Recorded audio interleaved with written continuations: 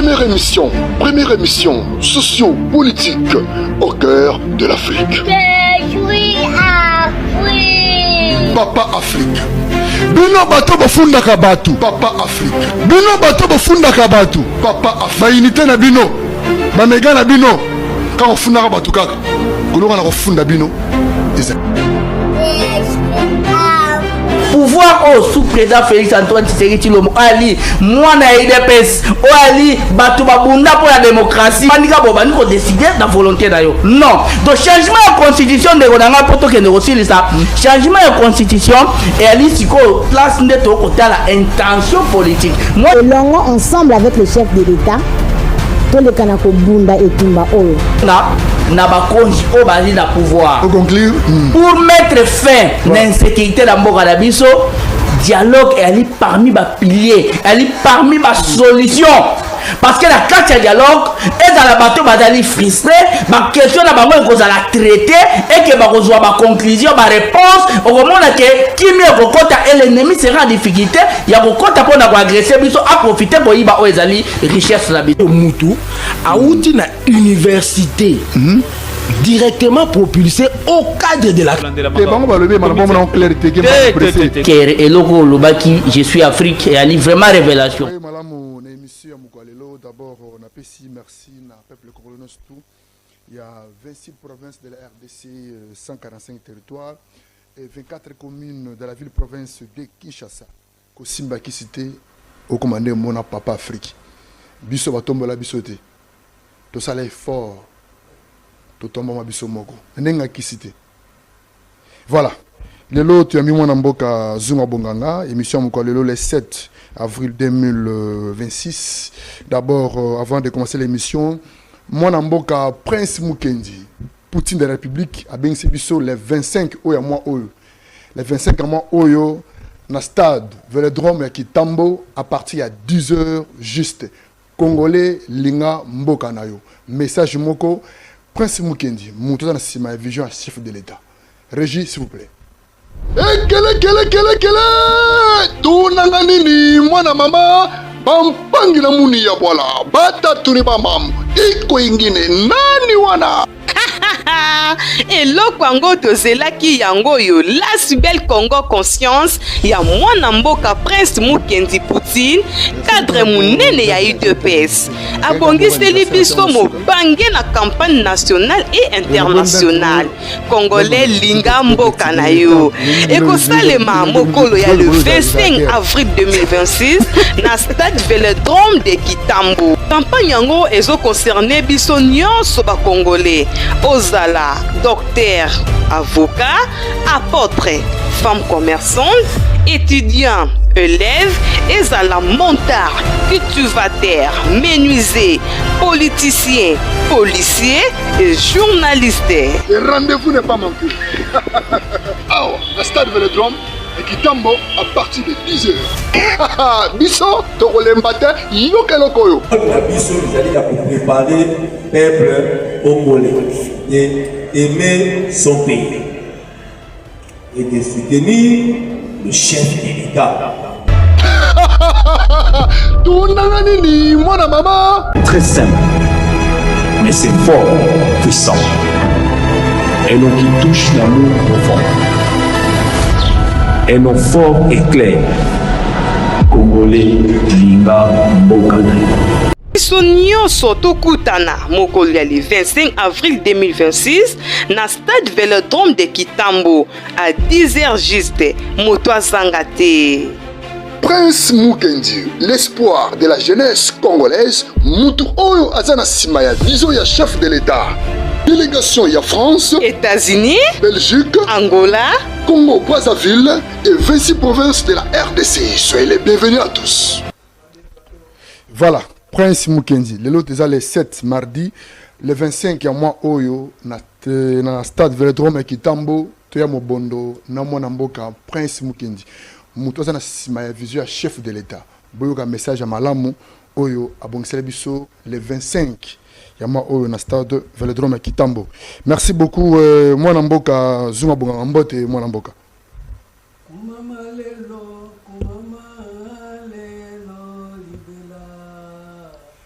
kumama lelo libela kumama zambo kumama lelo libela siona yango yo boya tomata na siona ye boya tomata na siona ye siona yango yo boya tomata na siona ye siona yango yo boya tomata na siona onga nandimela nani ye nandimela nzambe ya lola oyo ye ngana ndimela nzambe ya lola oyo mbote ndeko na ngai Zunga Bonganga nzambe azwa lokumu ah napesi mbote na bandeko banso bazolanda biso Zunga Bonganga nzambe azwa lokumu Troisième Testament nzambe aza en contrôle o bato bazoyebate eza pasi mingi yonde visionnaire nzambe aza na et pour ça na clé à Troisième Testament eza ndengwana mais ça bitumba eza ndengwana parce que tout comme geno bigelobi na jour en internet mais en direct mais à travers émission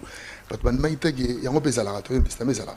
Bon, de toutes les façons, baza na raison parce que dans nzambe apesi bango misute, nzambe apesi bango litoite, apesi bango pe mitema te, baza na. C'est la pardon. Nzambe apesi bango misute, apesi bango litoite. Apesi bango misute, apesi bango pe litoite, apesi bango pe motema te. Mais ça ba kila mbo surtout na misu na matoi non? Wana eza ebotami bato babotami nango na libuma mama na ba. Babotami pa nzambe, nzambe fo apesa bango misu mususu, apesa bango matoi mususu, apesa bango motema. Ah bon? Wana eza ba misu babotami nango na maternité, mais oya nzambe eza yango te. Voilà. Lelo tuzoba likambo ya Christ. Si jamu kwa lelo na mona mboka Zunga Bonganga. Toye balolenge kani oyo muto kotambola na bosolo kata Christ. Question de principal oyo tokoyeba à travers Troisième Testament na mona mboka Zungu ya Bonganga. Christ. Muto kotambola na Christ ndenge nini? Question de principe muto kotambola ngo à travers Troisième Testament. Premièrement, so muto alingi ya tambola na Christ, premièrement il faut rejeter nano Jésus. Oh, je te pardon. Mon nom est s'il te plaît. Émission, tu vas dire émission bien évangélique. L'ingé d'émission, c'est la peine d'un bien. Comment ça? Là, tu es limite. Nous avons tellement les lots. Les lots, tu termines l'émission. Donc, tu as un plateau au téléma. Hein? Tu termines les lots. L'ingé qui est banika sigo ne bandeli boué vraiment. Tu bandeli l'émission ka sigo bandeli boué zunga boué. Ce qui muto alingi alanda Christ, il faut rejeter Jésus. Pour ceux qui rejeter Jésus, au monde appelle Christ. Yangwana mkanda 2 Corinthiens 5 verset 14 et l'obiboy. Nabandatana 13. 2 Corinthiens 5 13. 5 13. En effet, si je suis hors de sens, c'est pour Dieu. Si je suis de bon sens, c'est pour vous. Ça veut dire que tout ce qui a bon sens, aza pona bato. Mais c'est aza hors sens, aza pona nzambe. Mais hors sens wana mutatamo kwa zana ngote pe bato nyonso aza bon sens. Ça veut dire balingi Jésus mingi. Ya omona 14 et l'obiboy. Car l'amour de Christ nous presse. Parce que nous estimons que si un seul est mort pour tous, tous donc sont morts. Et qu'il est mort pour tous, afin que ceux qui vivent ne vivent plus pour eux-mêmes, mais pour celui qui est mort et ressuscité des morts. C'est-à-dire, si on bomi Jésus, on bomi peut battre nous. Oh. Et c'est que on bomi Jésus. Pour si on bomi Jésus, battre nous beaucoup fois. Pour les lois battre bazan na vie l'école Jésus. Ah bon? Jésus a fait sa bango parole faite chair. Liloba latinzot o liloba latinzot ezana nguya nguya ya liloba wana eza ba gloire moko passagère par rapport na ministère de la condamnation. Siko bato bazana kati ya ministère de la condamnation bazozo a gloire après tant to ya na Troisième Testament tozo condamner bango parce que na minute mutu nyonso azana Jésus azo sepela po azui libala azo sepela po voyager asombindako azana ba passeport mais esprit à Christ nde bazana ngoti. Mais si nous avons Jésus passé pour la salle de l'eau, mais ça grâce à ma pessie. Et ça grâce c'était pour Bamibi pour bazo voyager, bato ya lokuta bazo voyager, bato ya kisi bazo voyager, ba mindele bazo voyager, ba mindele to basambela ka mingi te mais bazo voyager na facilité nyonso. Mais si bato ya nzambe kaka po akende a voyager pour ça ba sacrifice bele bele pe bazo voyager na mikakatano. Ça veut dire Christ azana katité. Wana eza makambo ya Jésus. Azo mema bato na biloko oyo eza vanité. Mais si vous avez un amour à Christ, il faut que vous ayez Jésus. Vous ayez Jésus par rapport à ignorer ma communion sur Yazopé Sabat. Ma communion sur Jésus a Zopé Sabato, et Zosala qui bateau, comme il est incrédule. Bazoko Kessus Ko Kanzambe. Mission. Mission a appelé si bateau, ça bien été en moni, Namkanda, Philippiens 3, verset 7. Mais ces choses qui étaient pour moi un gain, je l'ai regardé comme une perte à cause de Christ. À cause de Christ, pas à cause de Jésus. Babiloko ezalaki lokola eloko ya mutuya. Mais pour le Christ, mon ango pamba. Pourquoi? Parce que et même j'ai regardé toutes choses comme une perte à cause de l'excellence et la connaissance de Jésus-Christ, non, mon Seigneur, pour lesquels j'ai renoncé à tous et je l'ai regardé comme la boue afin de gagner Christ. Moi, je se Jésus parce que balingi Christ était. Oh. Si on se perd dans Christ, il faut rejeter Babiloko yozo monango eza bien. Pardon ce moment. Tout ça dans 13e épisode, il y a une émission. On voit que ceux qui ont mutu andimeli Jésus, ils ont mabé. Kondimela Jésus eza mabe parce que biloko Jésus azopesa ba mibi pe bazozwa, banganga bazozwa, batia science bazozwa, ba mindele bazozwa. Siko otala boy na yo mutu ya Jésus, na mutu ya namba to ya science, bozo tambla kanzela moko. S'il te plaît, pardon. Zunga to ligne te ba comprendre l'émission te m'a suivi. Siko quand tu verset moko aux exemplaires toi to ligne dans ba test à verset. Verset za na otangi olimboli bato parce que ozoluka guerre ba chrétien mingebele. Bon, ba chrétien te. Ba croyant. Ba croyant. Pour ba chrétien il faut baser en Christ. Oh, ba chrétien il faut baser en Christ. Donc ça veut dire ba chrétien baser en Christ. Ba chrétien ba croyant, ba chrétien il faut baser en Christ. Mais ba croyant il faut baser en Jésus. Puisque bazo croire na buzo banyonso bazo croire nango. So yebisi bango ku voyager andimeli. Oko bota andimeli. Mbulo ezaya yo andimeli. Oko pumbwa andimeli. Lo ba bogo kota na poche ba andimeli. Ba unité kota na téléphone andimeli. Asa croyant. Asa muibi na téléphone ba unité ba megezo kota sans protasomba. Biloko nyonso ba croyant de baninga biloko wana. Le but de ce qui disons mo sala za ba le big on comprend ba mo fondi ma iyo po. Croyance aveugle. Mettons aux zones de maison que tu as si tu as muibi. Parce que pour un bon il faut travailler. Yo zo mbongo yeka boy continue ye uti wapi. Ata moko. Ba te kisi pe ba osala biloko wana. Chiko na minute ba croyance wana bazana Christité. Ya mo chiko makamu na zolo ba. Ni te gana victor. Sengeli ba ba ke. Na mkanda ya 1 Corinthiens 3 verset 19. 1 Corinthiens 3 19. Verset 19. Car la sagesse de ce monde est une folie devant Dieu. Aussi il est écrit, il prend les sages dans leurs ruses. Et encore le Seigneur connaît la pensée des sages, elle sait qu'elles sont vaines. Moni makambo ba sage ya lelo bazana Jésus. Ayibike makansi na bango za makambo vanité. Ça veut dire ba mabala, ba mbongo, ba mituka, ba ndaku, ba eza makambo vanité tango akufi atiki yango nyonso noko auti mboka ya récupérer yango. Ba leki ba zu yango. Yemo kwa akufi atikala ko ba Christité. Yang mo siko ba croyance aveugle eza ba penser ba tu nyonso bazana Jésus. Or na minute siko nzamba za posa ba tu baluka Christ. Alobi boy. Que personne donc ne mette sa gloire dans des hommes, car tout est en vous. Soit Paul, soit Apollos, soit Céphas, soit le monde, soit les choses à venir, soit les choses présentes. Tout est en vous et vous êtes en Christ et Christ est en Dieu. Vous êtes en Christ et Christ est en Dieu. Ça veut dire il faut pas aller dans Christ, pas dans Jésus. Or Christ est un mystère. Il faut pas côté un mystère et en Zambé. Jésus a un ministère. Jésus a un mystère. Jésus a un mot visible. Jésus a un mot palpable. Jésus a cher. Jésus quand même. Moni Jésus wana. Oh yozo yeba wana. Jésus-Christ non Jésus-Christ non Jésus-Christ non demandé. Tozolo ba Jésus par rapport na Christ faux Christ. Oh. Ba faux Christ bazali. Matthieu 24 verset 5. Matthieu 24 verset 5 yelo Bible. Donc, il faut que ce soit et belé. Car plusieurs viendront sous mon nom disant c'est moi qui suis le Christ et ils séduiront beaucoup de gens. Ils séduiront beaucoup de gens. Ça veut dire agobanga na Christ. Mais pour y bakaza na Christ, par rapport na molimo séduction. De fois comme ça. Azo séduire. Ah séduire. Oui, azo séduire. Ndenge nyoka séduisaka Ève na kati ya jardin. Ndenge pe Jésus azo ko séduire ba disciple na. Azo de séduire bango na kolakisaka bango ba biloko eza visible. Lokola okende poto. Ba biloko eza palpable, ba biloko eza na apparence. C'est normal, ça na tire nzamba. Mais à partir ko bala wana akoloka su nzambe te. Mais nzamba le multiplier non. Tango akoloka su nzambe te yazaka kakuna ayoka makambo mabala. Mais nzamba le très bien que multipliez-vous. Siko omoni à partir wana nde guerre siko ezo sala na kati ya mutu. Oh. Jacques 4 elobi boy. Jacques 4 premier verset. Jacques 4 premier verset. Elobi boy. Voilà. D'où viennent les luttes, d'où viennent les querelles parmi vous? Ce n'est pas de vos passions qui combattent dans vos membres. Ma passion.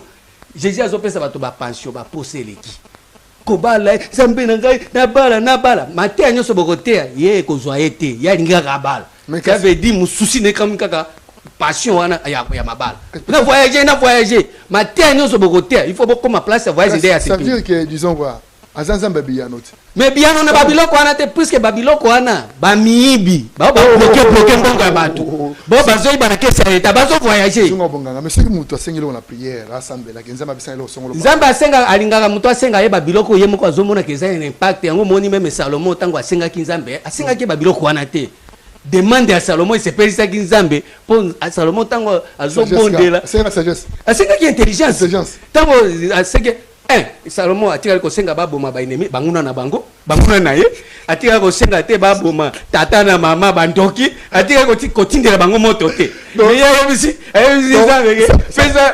pesa nga intelligence donc ça veut dire que donc Jésus Christ donc basenga bango na bango bakufa basenga para bakufa baza bandoki quartier mobimba bandoki ye kaka nde musatu kotinda ba moto par-ci par-là siko nanga zo tindika bango ngwana Jésus zuko bogaga ole kosenga intelligence po ete nzamba yoka mabondeli mwana yebi kosenga kuto Salomon atikala kosenga te baboma banguna na ye mais côté pas Jésus okoma ndenge nini bato détruire quartier or na quartier wana ba Saul baza wana lobi bakobonga bakoma ba Paul siko yo za mutu ya Jésus osobonga ba Saul po azosala mabe soki abongo misiko akosalela ndenge nini soki obomie yako moni prière ya Jésus ezo détruire vraiment ezo tia bato na kati ya confusion yango moni babomaki yango moni tozo est-ce qu'on a 3e testament ça veut dire au lebi ki koboma Jésus wana ezali confusion oyo kotaka ta bato ye atiaki confusion na mutu ya bato pardon moi bage Jésus Christ atiaki confusion kata bato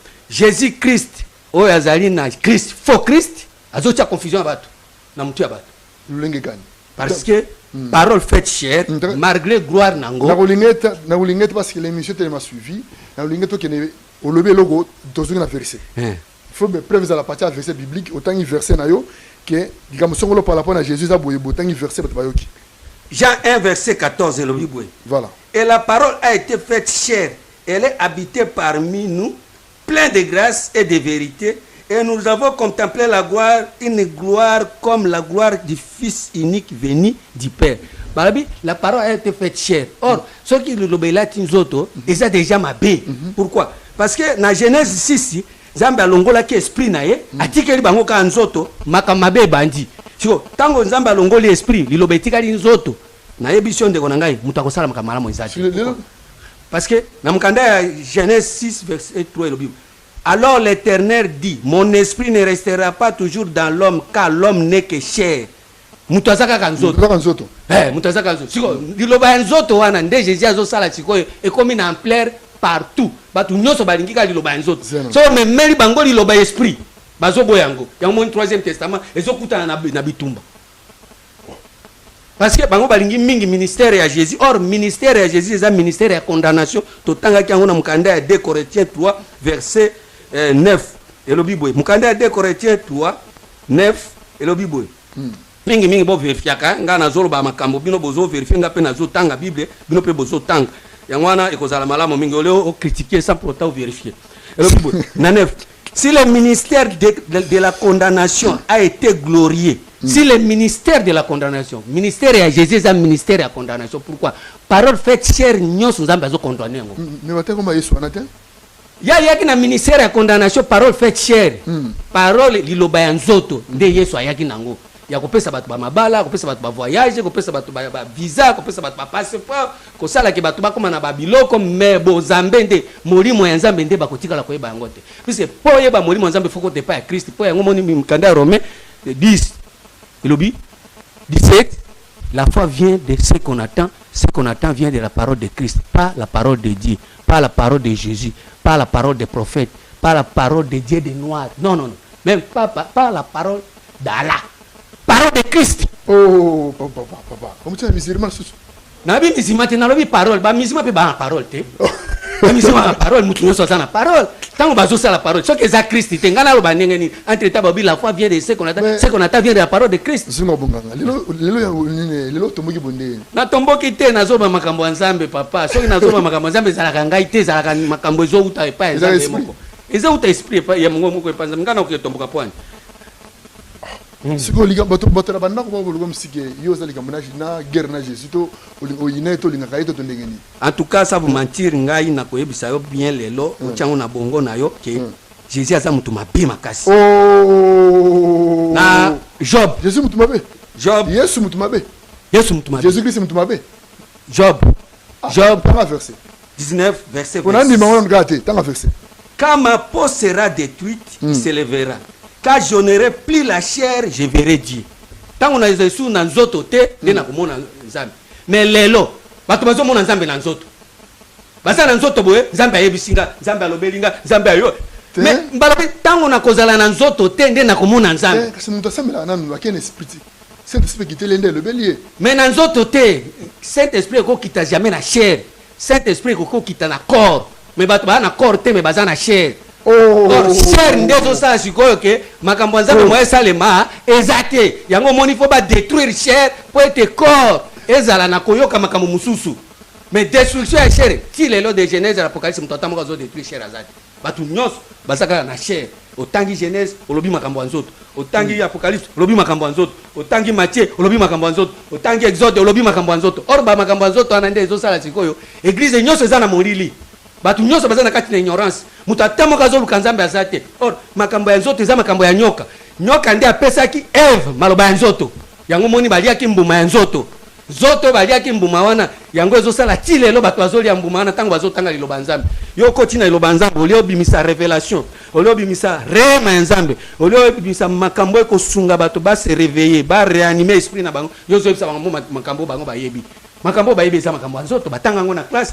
bayebi yango na bakutime bayebi yango na bafamille bamesana nango mais tant bazoyepa Nzambe Dieu nous a engendré selon sa volonté par la parole de la vérité. Or parole de la vérité ezaka na famille te, parole de la vérité ezaka na classe te, parole de la vérité ezaka na coutume te, parole de la vérité ezali inspiration. Nde omoni Jésus obi tango ngana kokende esprit de vérité koya ekofanda na bino libela na libela. Pourquoi? Parce que ayebi ke bato baza na esprit de vérité te bato baza na monde. Or bato nyonso baza na monde bakoloba lokonga ndenge bato ya monde balobaka. 1 Jacques 4 verset 5. 1 Jacques 4 hein? 5 elobi boy. Verset 5. 1 Jacques 4 5 elobi boy. Elobi nini mwana mboka azunga bongo limbola. Elobi boy. Et ils sont du monde, c'est pourquoi ils parlent d'appeler le monde et le monde les écoute. Nous sommes des dieux, celui qui connaît Dieu nous écoute. Celui qui n'a pas Dieu ne nous écoute pas. C'est par là que nous connaissons l'esprit de la vérité et l'esprit de l'erreur. Bango bazana monde, bazana esprit de l'erreur. Esprit de l'erreur, c'est esprit à Jésus. C'est esprit à condamnation. Et sa parole faite chair. Dilo banyo so yanzoto. Siko bato balingi parole faite chair koleka parole et esprit. Yango moni mkanda Galates 6 verset 7 elobi. On ne se manque pas de Dieu. Bato ebele bazali bazo sakana na Nzambe.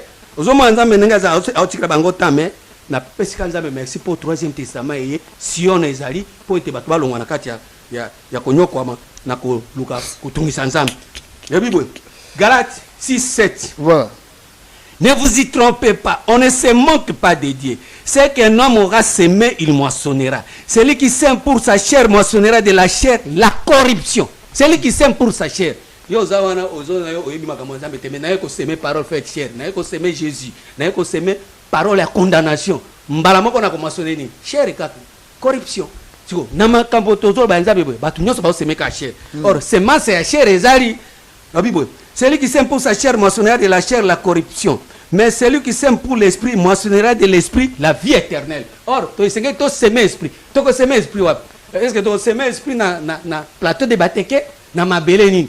Tu sèmes esprit na mitu ya bato. Mais ce que bato alingi sèmes esprit au tozo na 3e testament parce que ministère de l'esprit payé ezali par rapport na 2 Corinthiens 3 verset 8 et le Bible. 2 Corinthiens 3 verset 8. Combien le ministère de l'esprit ne serait-il pas plus glorieux? Le ministère de l'esprit ne serait pas plus glorieux. Or, ministère de l'esprit de bato bayebi yango te. Mutu atamo kwa yebi yango te. Yango moni to ifoto koti yango et pa ya ba oyo bakolinga kolongwa koboma Jésus, ko détruire Jésus na bomo na bango. Siko bato olobi ke ba détruire Jésus, ba ko détruire d'abord ndenge ni singo bonga parce que Jésus a la mission qui na wona mokili. Olobi ke bato bandemeli faux Christ. Siko faux Christ wana avant dans la deuxième partie, le lenge kan o bato boma Jésus na katina bango. Nzambe azwa lokumu tous verset ils ont référence à verset biblique parce que ba serviteur de Dieu bana na biso bana zone na bazo implicite avec cette émission du Corinthiens 11 verset Testament. Voilà. 2 Corinthiens 11 sur Christ. Et le Bible. Et sans parler d'autres choses, je suis assiégé chaque jour par les soucis que me donnent toutes les églises, qui est faible, que je ne sois faible, qui vient à tomber et que je ne blure. Rabbi, l'église de Nyos est faible. Qu'est-ce qui est faible? C'est la chair. Et là, ils ont même la bateau, comme l'église est comme faible. Ils ont zoto. Puisque, bateau Nyos, bazola na zoto, bazana ba faiblesse, et à un moment, bazola ba kemasou salini, et si la raté. Et à un moment, ils sont quand toujours makamwanzambe par rapport à l'esprit, bango bazana chair, bakolika ba bundisa même na zoto boy. Au moins, mutu aza na nzoto, au lieu de bunda bitumba ya pensée, bitumba ya raisonnement, ya réflexion, ya intelligence, bakoma bunda pe na nzoto. Ya moi je bitumba ya nzoto ana, ezo sala ke moyen bonzambe asobetikala et ça te pousse nzamba lobi en réalité dans l'homme c'est l'esprit. Le souffle du tout puissant qui donne l'intelligence. Il faut bundisa esprit. Bon, ce que mutu net yoye pa na ngai yoza na kindoki. Na okiko boma yote na ko boma kindoki eza na kati na yo na tiki yo. Bon, lobby esprit musu ekote kati na yo, okomi na esprit ya Nzambe, mais komona mutu azoboma na ndoki na mutu. Or bitumba la biso eza ko boma esprit net ngala tabu soko moye na zote ya makamuna za na esprit mabe. Ko boma ngana zoto te yaka oboma olongola ga esprit yo na zolo ba oyo. Comme ça ko tianga esprit na yo tota soki kokota. Or ngape na koya na ko boma yo na zoto te, mais na ko boma nde esprit na yo parce que esprit na yo nde ko sala ke yozo na zoto onyo kwama. Yo na nzoto ozomona ko sa bien zoka nde oza tombo branchi ya moment siko tant tozolo ba cher eza mabe pourquoi parce que na mkanda ya Matthieu 26 verset 41 et le Bible veillez et priez afin que vous ne tombiez pas dans la tentation. L'esprit est bien disposé mais la chair est faible. La chair est faible. Pourquoi la chair est faible? Parce que maloba nzoto nyonso bato bazote ya malelo yango moni mboka ezobeba. Maloba nzoto bato bazote ya malelo yango moni lelo ko indane komi na ba famille. Maloba nzoto bato bazote yango moni lelo séparation komi partout.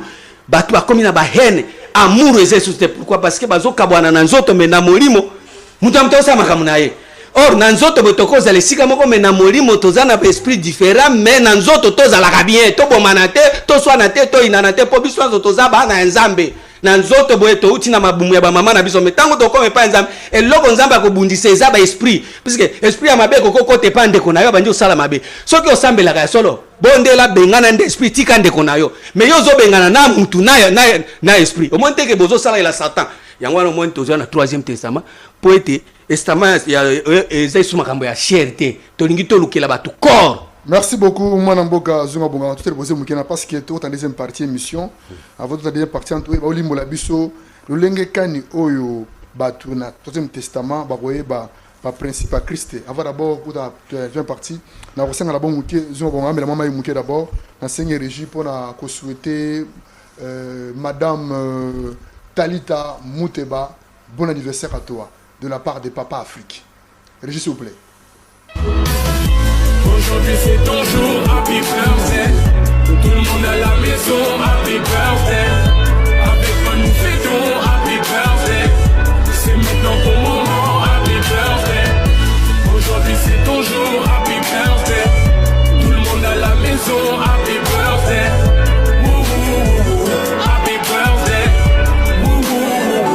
Happy birthday. Personne ne peut oublier, c'est pas juste pour les billets. Aujourd'hui c'est ton jour, c'est ton meilleur jour pour briller. Il faut chanter, faut crier, il faut danser, faut prier. Aujourd'hui c'est ton jour, des messages d'amour par milliers. Et t'auras toute la nuit, et plus rien ne compte. T'auras encore toute la nuit pour refaire le monde. T'auras toute la vie pour refaire les comptes. T'auras encore toute la vie pour refaire le monde. Là y'a que des gens que tu connais. Et c'est ce jour qu'on attendait. Et puis tout ce bonheur tu l'as pas volé.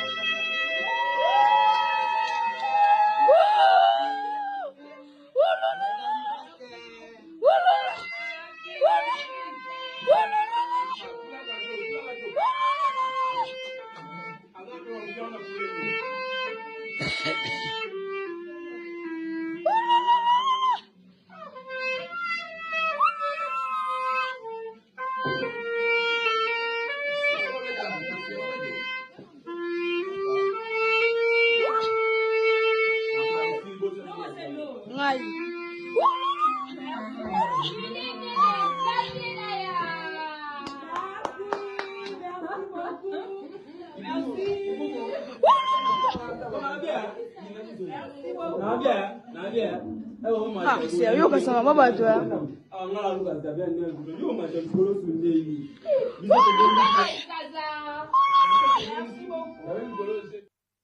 Talita Mouteba, la famille Mouteba, papa Mouteba, n'a pas si mbote, si vous allez Talita Mouteba, c'est ton jour, souffle les bougies, que les dieux et la grâce de la bénédiction de Dieu soient toujours dans votre vie.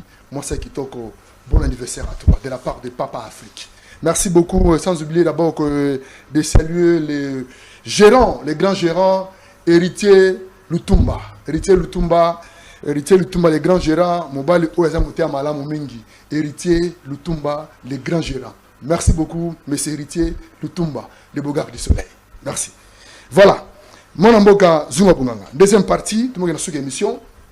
Le lenge kani oyo batu bako tambola na Christ selon le Troisième Testament. Avant tout, muto tambola na Christ, il faut à se débarrasser de Jésus. Pourquoi? Parce que voilà. 2 Pierre 2, premier verset, le Bible. Il y a parmi les peuples des faux prophètes et il y aura de même parmi vous des faux docteurs qui s'introduiront des sectes pernicieuses qui réunissent les maîtres qui les a rachetés, attireront sur eux une ruine soudaine. Plusieurs les suivront dans leur dissolution et la voie de la vérité sera calomniée à cause d'eux. Par cupidité, ils trafiqueront de vous au moyen de la parole trompeuse et qui menace depuis longtemps la condamnation et dont la ruine ne sommeille point. Car Dieu n'a pas épargné les anges qui ont péché, mais s'il les a précipités dans les abîmes des ténèbres et réservés pour le jugement. Même Jésus, parce que Makambaza Osala, Azosa les malam te. Po yo mutu so ozosa Makamba malam ba juger ote ba condamner ote ba boma yote. Jésus c'est quoi zaki parmi ba ange ba désobéir. Ko désobéir pourquoi? Parce que tango azola kisabango maloba ya nzoto. Tango azola kisabango makambo ya nzoto. Atiki ko la kisabango makambo esprit. Ils a déjà désobéissance parce que nyoka pe alakisa ki Ève makambo ya nzoto. Atikali ko ebse makambo ya esprit te po makambo ya esprit etikala ki na jardin. Ya mo biso zona fungola ya jardin. Donc il faut la batosco esprit pour na kati ya jardin ezalaki na arbre de vie au milieu du jardin arbre de vie Genèse 2 verset 9. Or na arbre bango baliaki Adam na Ève ezalaki arbre à connaissance du bien et du mal ezalaki li banda ya jardin. Or arbre à connaissance du bien et du mal ezali bois sec na bois vert. Bois vert c'est Jésus, bois sec c'est Moïse. Bois sec c'est première alliance, bois vert c'est deuxième alliance. Si on a biloko on a des consommation à batu nyoso yo baza aveugle. Si on bois c'est quoi deuxième alliance za boni. Oh ils sont au milieu. Ils sont au milieu. Au milieu du jardin. Donc troisième testament ils sont na katikati ya jardin. Ba tiango na katikati gauche te droite te. Ils sont na katikati. Ils sont na katikati. Si on était on a tiré l'homme dans le centre. Et na centre. Tile l'homme tatamo katika la kolia na kati ya zati yango tozo yango siko na troisième testament tozongi sa batu na jardin babanda kolia na njete wana po njete wana tile lo mutatamo katika ko simba zati babengana Adam babengana Eva babengana ba ange po ba désobéir. Pourquoi ba désobéir ça ki ndenge tozo ba na Genèse 6 wana olie ba luka bana basi o baza ko se multiplier na ciel to na cieux ton allié très haut bango bazo luka bana baso bazo se multiplier wapi na terre. Ça veut dire makambo a terre ndenge zo sala multiplication de bato akomona nzambe azali awa tozana nzambe toza so tali makambo bazo babu makambo a terre bazo s'affectionner na makambo a terre. Or na mukanda ya Colossiens 3 nga nazoloba makambo na pesa verset yo pesa ko tia tembe pesa ka verset na tembe na yo ozotia Colossiens 3 premier verset le Bible. Colossiens 3 premier verset et le Bible. Si donc vous êtes ressuscité avec Christ, cherchez les choses d'en haut où Christ est assis à la droite de Dieu. Affectionnez-vous aux choses d'en haut et non à celles qui sont sur la terre. Affectionnez-vous aux choses d'en haut. Mais au lieu de s'affectionner na bana basi baza likolo, mais bazo s'affectionner na bana basi bazo ta na mabele. C'est-à-dire soki muto azui makanisi na ya azui ba séduction na ya memi makambo moko bo psychologie ayebike mboka eza mabe ayebike makambo ezo timba te ale abimisi esprit moko boye mwasi moko abimi bato bakomi kotambola na mwasi wana. Or Bible ezoloba boye na mkanda ya Matthieu 5 verset 28 abi Matthieu 5 verset 28 yolobi boye. Mais moi je vous dis que quiconque regarde une femme pour la convoiter a déjà commis un adultère avec elle dans son cœur. Ça veut dire que talika mwasi na miso ya kulula. Basi yo baza ko se multiplier na mabele. Yo so talika na miso ya kulula. Déjà so tamboli na ye na mutema. Basi bazo se multiplier na terre à terre na makambo ya terre à terre. Makambo ya babiloko bato bayebi makambo to mesana ezalaka boye babiloko yo talika na miso ya kulula. Déjà na motema so sali ekobo na ye. O eza makambo ko sala ekobo na motema. De tango talika mwasika boye. Na miso ya kulula. Oluli. Mais tango yo oluli o sali na ekobo or mukanda ya Proverbe 4 verset 23 lobi garde ton cœur plus que toute autre chose parce que motema na ndeza source ya vie.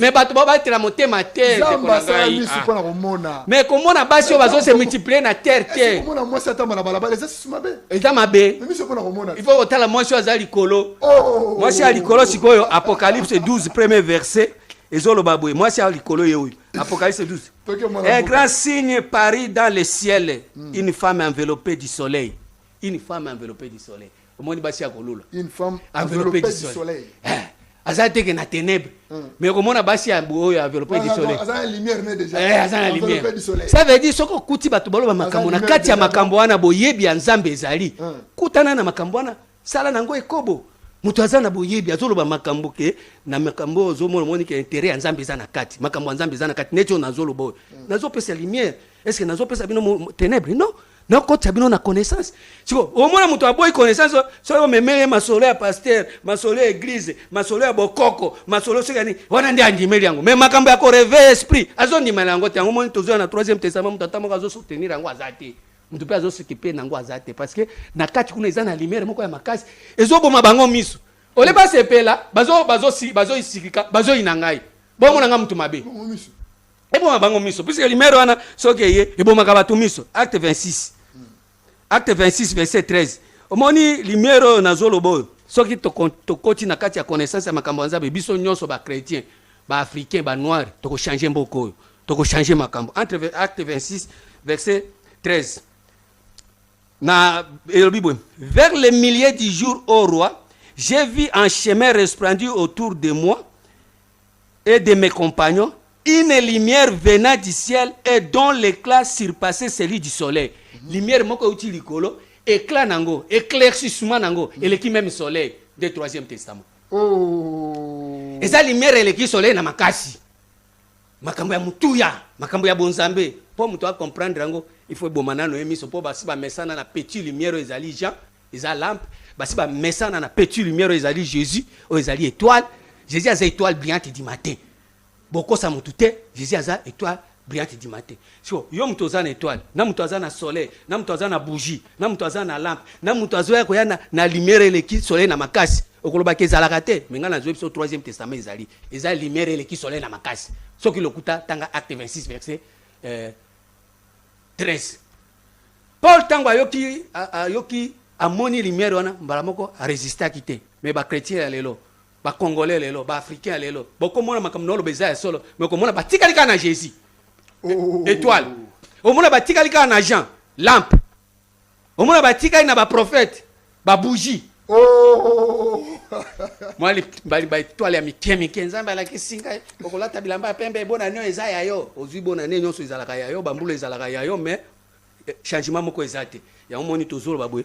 Tozo ya na lumière ya munene. Lumière ya munene wana 1 Jean 1 verset 5 et le Bible. Voilà. 1 Jean 1 verset 5 et le Bible. Lumière Tozoya Nango Yango. 1 Jean 1,5. La nouvelle que nous avons appris de lui et que nous vous annonçons, c'est que Dieu est lumière. Il n'y a pas en lui de ténèbres. Zambaza lumière et pas un Zambé ténèbres. Yo fa d'une église 15 ans, 20 ans, 30 ans. Oyebi makambo Nzambe teme oyebi makambo bato. Yeba ko na ténèbres. Or makambo Nzambe za Christ. Parce que Ephésiens 5 verset 14 robi yo mutozo lala, yo mutoza isika ba we. Réveille-toi, Christ t'éclairera. Or tozo yasko poto la kisabato Christ ezala ndeni. Christ ce n'est que mystère. Colossiens 2 verset 2 à 3. Mystère oyo et bomba. Science et ensemble, intelligence et ensemble, et bomba sagesse et ensemble. Et ça na trésor na kati bande konangai. Trésor en ezali Sion. Boya na Siona. Ngomba ya Nzambe. Tomata, tokota, to vivre bolamu ya Nzambe ba congolais, ba chrétien, ba na Nzambe, botika ko selamate pour rien na ba vanité. Makamba mutu ezali 3e testament ezali yango yango monto zoyemba. Siona yango yo. Boya tomata na Siona. Merci beaucoup. Nous sommes à la fin de l'émission. Na 4e 14e épisode. Tokoyeba misu ya bato kufaka ndenge nini na 3e testament. Misu o Thomas Lobi Zungo Bongo Lobi ki misu kufaka biso. Misu ne kufaka ndenge nini na 14e épisode à travers toujours l'émission Je suis Afrique. Disons ne manque même pas ce soir aujourd'hui à travers TikTok vers 21h juste une émission en direct dans mon amboka Zungo Bongo. Lelo mkola marina 21h rendez-vous à lelo obo sanatier na mon amboka Zungo Bongo. Tout le monde sur émission le mokia sur répondre. Jean 9 verset 39. Puis Jésus dit, je suis venu dans ce monde pour un jugement, pour que ceux qui ne voient pas voient et ceux qui voient deviennent aveugles. Voilà. L'émission merci beaucoup. Merci beaucoup. Nous sommes à la fin de l'émission Je suis Afrique. Merci beaucoup à Madame Agnès Bébé Roberto Prince Garmiel. Merci beaucoup à tout le Congolais et merci à la régie et pas plein Medi Wizi. Moi, na Maële, on va la bois noir. C'est Papa Afrique. C'est bien Bissona, Prince Mukendi. Merci.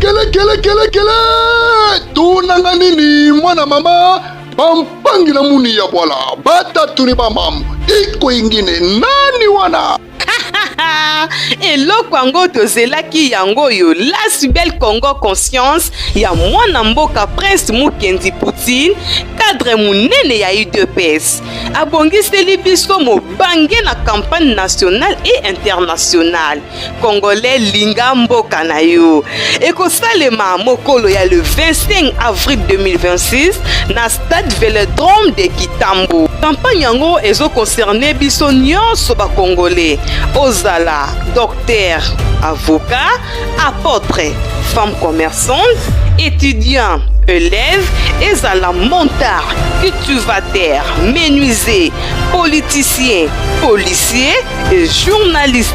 Le rendez-vous n'est pas manqué. Alors, le stade Vélodrome et Kitambo à partir de 10h. Biso, Tokolembate, Yokelokoyo. La Bisso, nous allons préparer le peuple congolais et aimer son pays et de soutenir le chef de l'État. Très simple, mais c'est fort, puissant. Un nom qui touche l'amour profond. Un nom fort et clair. Congolais, Linga, Mbokana. biso nyonso tokutana mokolo ya le 25 avril 2026 na stade Vélodrome de Kitambo à 10h juste moto azanga te. Prince Mukendi, l'espoir de la jeunesse congolaise, mutu oyo azana sima ya vision ya chef de l'État. Délégation ya France, États-Unis, Belgique, Angola, Congo Brazzaville et 26 provinces de la RDC. Soyez les bienvenus à tous. Fait awa exemple en service d'enseignement et bien samotouté, il y a personne à intimider. Congolais est incapable de ressembler à boîte sa tomate, à pouvoir s'asseoir autour d'une table afin de pouvoir éradiquer ces problèmes. Et ce n'est nous méritons d'être consultés. Donc, les lots, on organise les élections. Vous devez retirer ce casting. Lorsque vous avez parlé du casting. Nous sommes tout créé une commission à chercher scientifique congolais où ils ont étudié pour la avenir il y a Congo et puis il y a Mokili. Donc il y a un des alaka souci nanga.